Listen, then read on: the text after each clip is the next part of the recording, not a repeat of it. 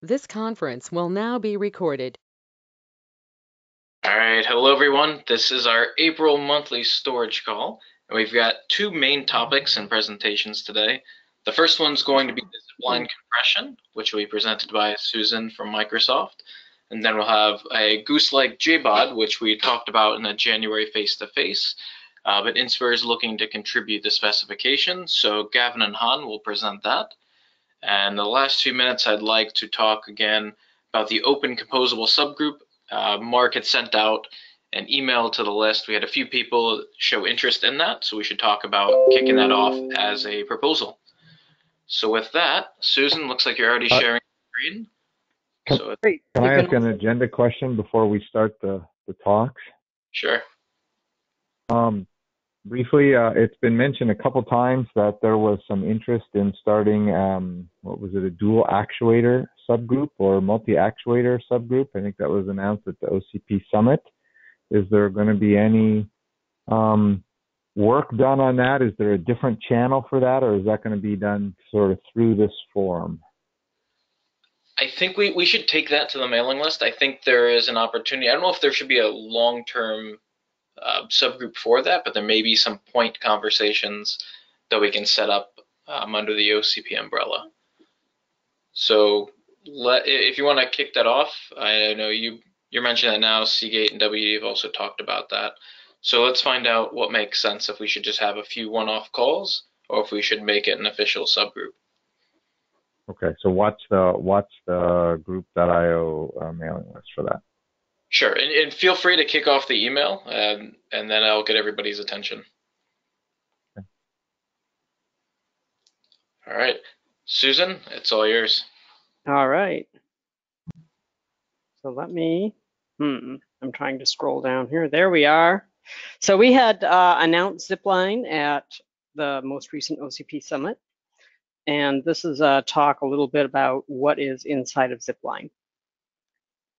So we wanted to focus on lowering the latency to do compression, but without sacrificing the compression ratio.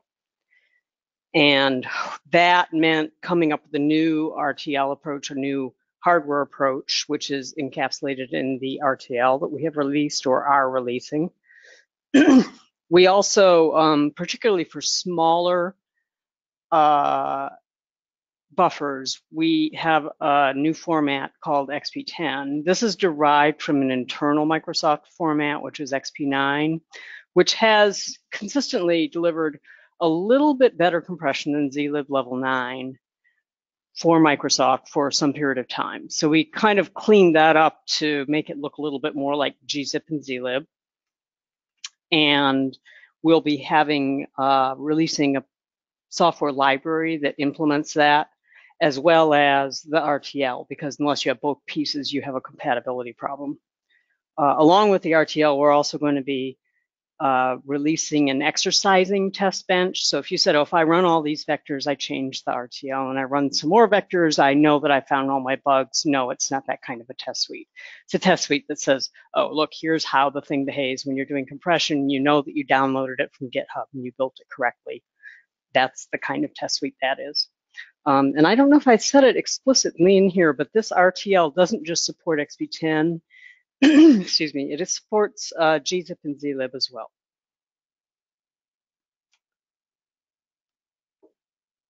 So when we say we want to lower that latency, this means not just the total throughput, because you can get total throughput up by putting in a whole bunch of engines that run slower, and then you'll get a huge throughput, but each particular, say, store to a disk will be going to a slow engine, and it will incur that latency. And so our goal was really to have RTL that can match the rate of the disk, which when we began this project and kind of right now is 25 gigabits per second. Now, it doesn't mean that you have to do that. You can take that RTL, and if you stuck some more contained version of it, say in an FPGA, you would not get the kind of data rate that would allow you to do 25 gigabits per second out of an FPGA if you could fit it. Or you could pump up to a higher frequency than we have right now and get a little bit more. But these ratios here give you an idea.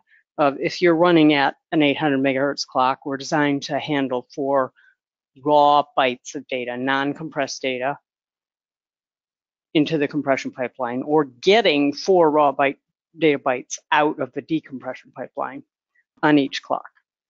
And then the other trick here in getting the throughput up, of course, if you've got a longer pipeline, which this obviously would be, you don't want to have bubbles in the pipe. You can't say, oh, at the later stages of the pipe, I'm still processing the prior command, so I can't start a new command. No, when the prior command goes to the later stages of the pipe, you start processing new command. Are there any questions so far?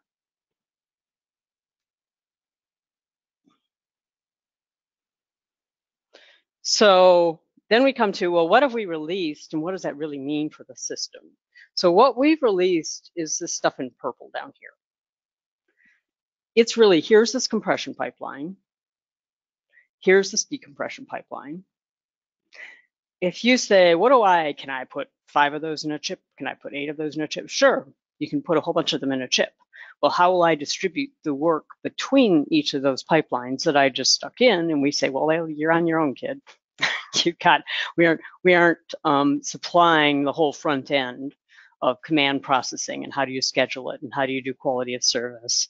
You know, every kind of a hardware device like this also, usually it's got a DMA engine to fetch data and return results, and it's got an interrupt support. And so all of that stuff that is, here's how you're integrating it in the system, is up to whoever pulls the zip line. And that would look different depending on whether you're building, say, a bespoke PCIe device, or if you're putting a module into an SoC, or if you're hanging it off. There's some technology now where you can hang stuff straight off of the socket for a server part. And so that's the distinction. So we've got the thing that would use zipline, we've got zipline itself, but then you have to have this layer in between. And if you look at a typical instantiation, this is a bespoke PCIe device. So we say, well, here's our PCIe. We've got these extra system support stuff here on the left of the command processing and scheduling and a DMA engine. And no, wait, we have to tell somebody we're done doing your compression job. And on the right-hand side, our pipeline is not just compression, it's compression and encryption and authentication. And to do that, you have to have keys. And so there's key management and a key vault in this particular example. And then a key vault requires you having secure boot and the whole 9 yards on a very high quality security solution. And that also isn't those compression pipelines. Those compression pipelines are what is shown in purple in the middle there. Any comments, questions? Easy audience, man. So here is the compression pipeline. The decompression pipeline is a subset of this. And we put a lot of effort into saying, well, we really care about making sure we don't lose anybody's data. So the first thing that you see on the left is you can send with your data coming from the system, or we think of it as the host. You can send a CRC on that raw data. And this was for both altruistic and selfish motives. The altruistic motive is we want a user to be able to know that, yeah, we didn't mess up their data. We got it this far and checked out, and our CRC that we've calculated matched the CRC they put on their data. And this is a feature that's available now in Azure Storage, and of course we need to maintain that. The selfish motive is usually 95% of the time when the data doesn't reach a device like this correctly, it's because the user stomped on their own data because they had pointer problems, whatever. And if we can tell them, no, the data never got to us, then we don't have to tell them why we got bad data out the other end. Then we have this prefix stuff. This is very similar to what's in ZSTD. zlib has this capability, but people didn't really use it. Facebook was calling this sort of not context-free compression. Everything has been context-free compression. You didn't need any context and you could decompress from your. This is saying we're going to preload some of the data structures. So that if you got a short buffer, my example is you got you're compressing email messages, and every email message has to: :space, from: space, subject: space. If you stick those in this preloaded buffer, then you're immediately just starting to refer to prior occurrences. And then that means that instead of having subject: space, you just have an offset and a reference, which is the whole basis for, the LZ77 compression. And so for huge buffers, it's not a big deal as far as how much you'll save, but for smaller buffers, it really can save a lot of space. And so we've got a way of picking some that are stored on within this pipeline that we've released, that we will be releasing. I keep saying released, but it's on its way. Or you can supply one as a user and have it go directly into the pipeline. The next thing is, of course, to compress the data, and we support these standards, and you can encrypt the data, and you can also authenticate the data. And as you see down here in this blue box, this pipeline that we're releasing can produce a CRC on the compressed and encrypted data, or these two signatures on the original raw data. And so at that point, we're ready to go and write our data to memory. And that's what's labeled 8, this line labeled 8. But there's a problem, because if you look at this and you say, what if there was some mistake, like an alpha particle hit our chip while we were operating? And at cloud scale deployments, this will happen. It isn't even a question of, oh, well, what are the odds? It's like, well, the odds are like 100%. It's going to happen sometime. And so we would have just compressed and encrypted this data, and it's got like some bit flipped. Well, you can't recover the data. And that's really not acceptable. So we send the data out, but we also send it down to the next stage in the pipe. And that is decompressing and decrypting and then decompressing that data. So it's reversing the operations that were done before. And then we can check with the CRC on the original raw data that we always calculate, and the CRC that we calculate on this data that's coming out the very end of this pipe, and say, are these things equal? And if they're not equal, then we know that something went wrong. And that's the important part, is to know that something went wrong. It will be very rare, so you don't need to have some fancy recovery. You can say, here, something went wrong, try it again. We also have what we call this chop shaw. So this is a desire to have CRC that's on the raw data that's serving a CRC function, but is actually more secure. So you don't need all the bits of the SHA, but you want to have like the security level of computing a SHA. So that's why that is that chop SHA there. The other thing that's worth mentioning here is we've got separate taps coming in for the keys. So these little red lines up here with the number 6, if you're going to do encryption and authentication, you have to supply the keys. So you could say, well, you could supply a key and then send it to both blocks. But if you do that, it kind of encourages people to only do one key derivation. And then if you have a problem in your key derivation, you will still lose your data. So we've put into our pipeline, there's 2 different taps. And this is all of that stuff written in little words. And then there's the summary. It says, you know, people ask, well, why are you doing this? Excuse me. Well, we're doing it because we really do want to see the ecosystem. I mean, for example, if somebody is building a device, it's to our advantage if they support XP10. We're going to have a lot of data that's in that format. We would like people to put it in that format. If other people find the format to be useful, all the better. We're interested in collaborating with people.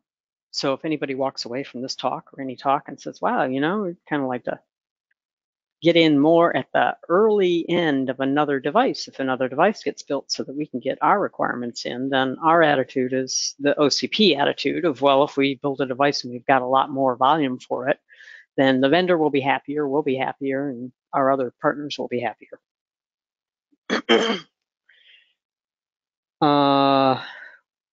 This is a list of the stuff that we've announced at OCP. The other thing that we're considering, which is very likely, so it's kind of, I guess I could have maybe not said this, but I'm going to, is that, this part about generating those keys and having one of the things that we've got support for in our hardware applications that we're looking at is a key blob where you wrap up some key material. And once again, we think it's to our advantage to share that format and to share what we're doing inside of our key management. And so we're looking to do that, but it will be a little bit delayed. It's not a promise, it's thought. I'm kind of interested in people's thoughts on whether they think that would be a useful contribution to OCP.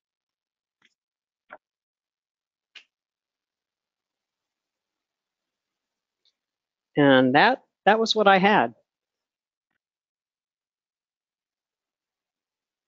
Hi, this is Turgai Gokar with Quantum. I just want to make sure I understand what RTL stands for. Is this the register level, like is for FPGA codes and everything to generate the logic design? It's Verilog. That's what I'm familiar with.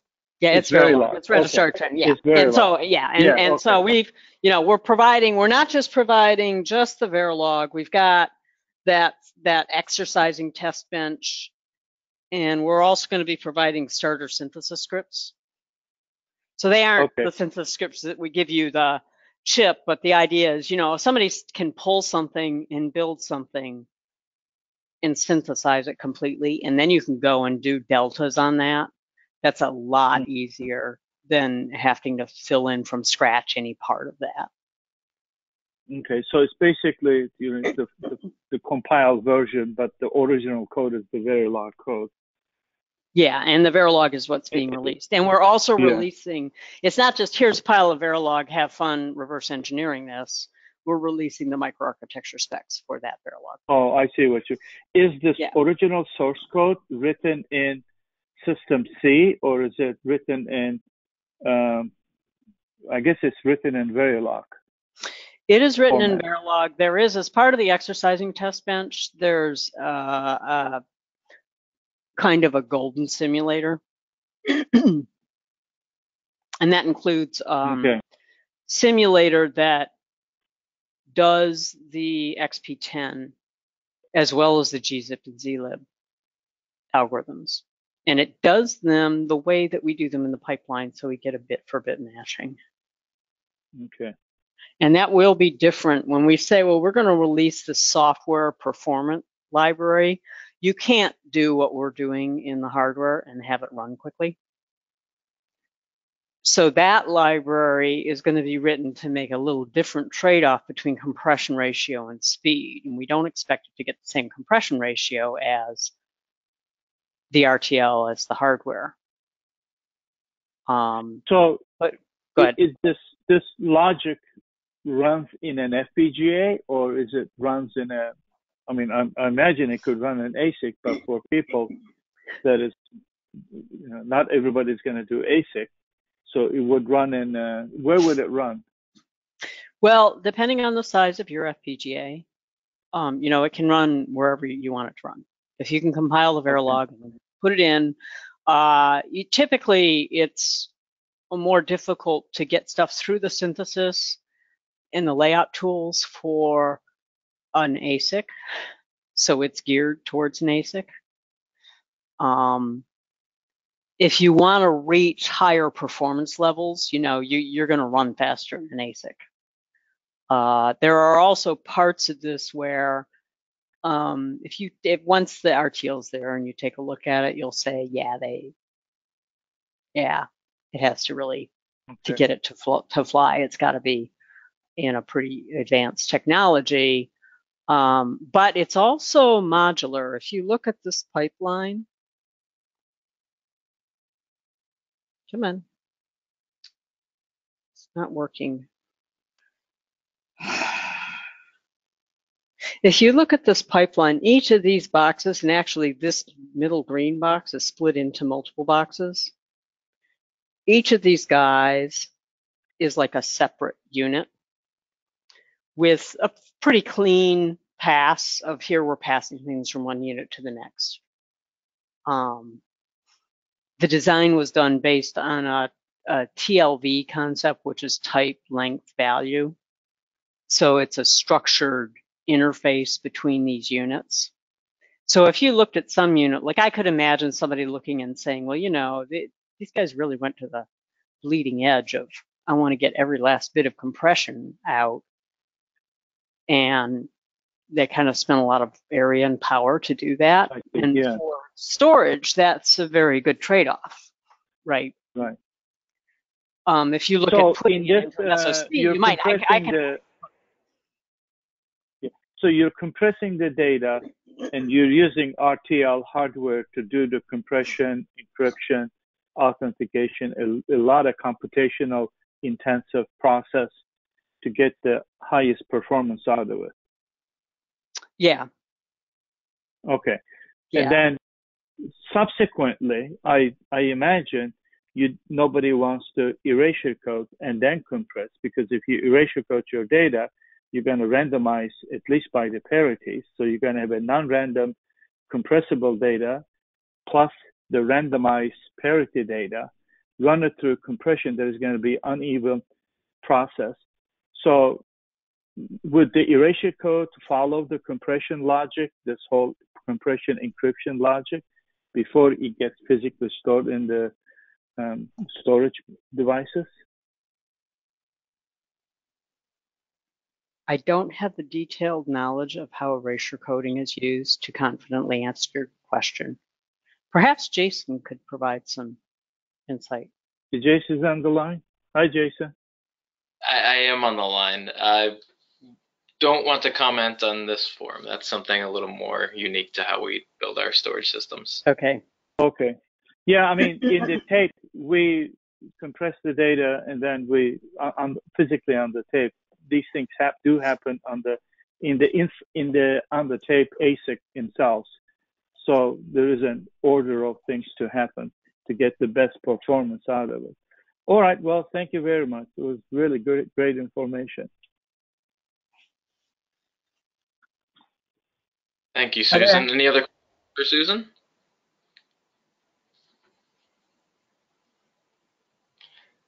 All right, and the contribution has also been provided to us for the specifications, and we will be putting that on the storage wiki.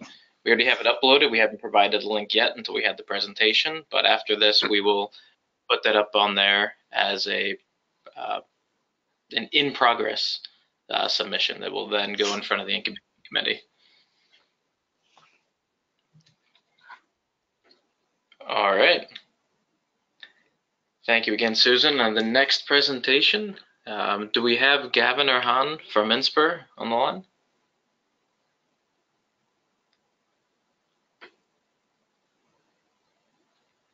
Anyone from Inspur?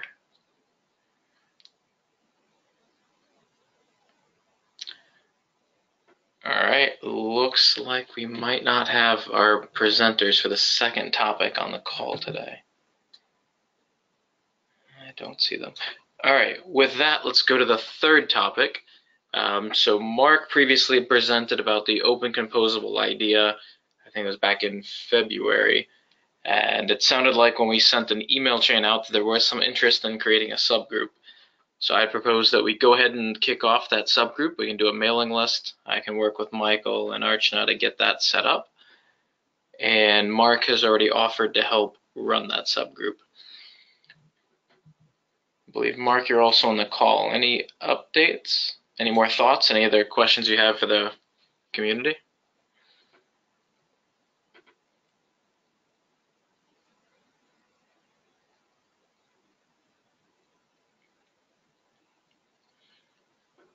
Still there, Mark?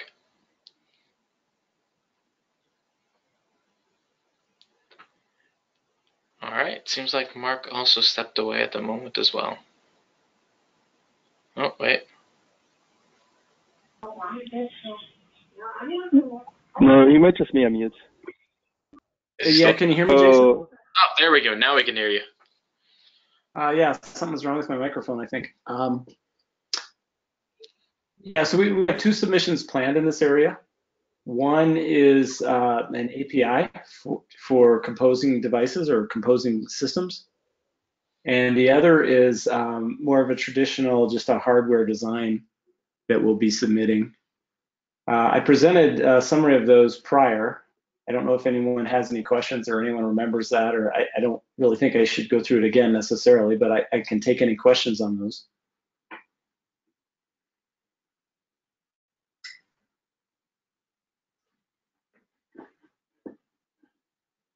If no active questions, what I'd propose we do is we can kick off that subgroup. And Mark, you previously said that you're willing to host that. So I think if you send something out to the mailing list with a specific agenda and what you'd like to accomplish, at least in the first meeting, getting people thinking about it, both Georgia and myself can help out with some guidance on how to get things kicked off, what sort of expectations we'd want to set, and the like. Okay, very good. I'll start an email thread with you two on that. Perfect. All right, anyone else on the call? Any other topics you want to cover this month? Any suggestions for future topics?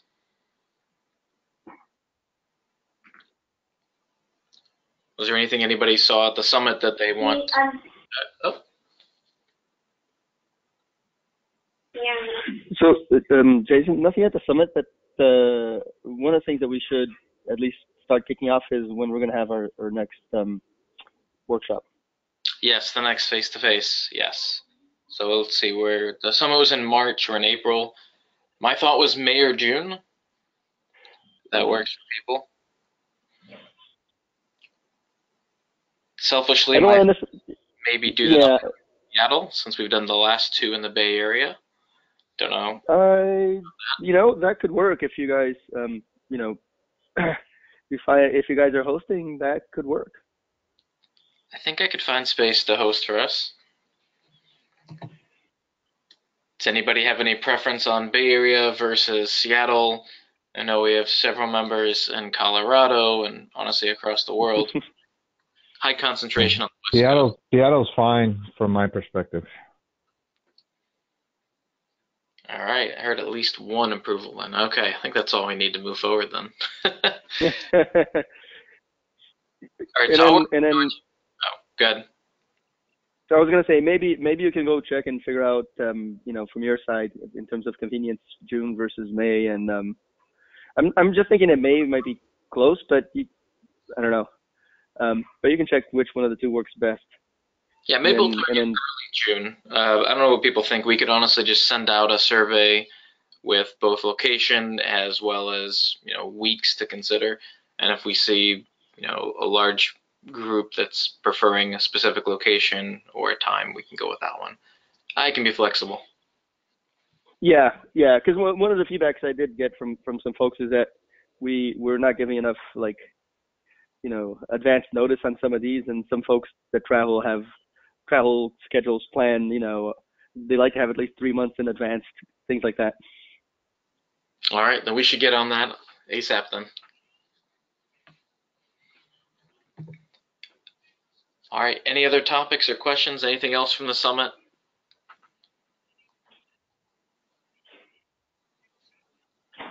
Once. All right, well, it sounds like we'll wrap it up a little bit early this month, and hopefully the INSPIR team can bring their presentation and contribution to the May monthly call. Thank you, everyone. Thanks. Have a great day. Bye-bye.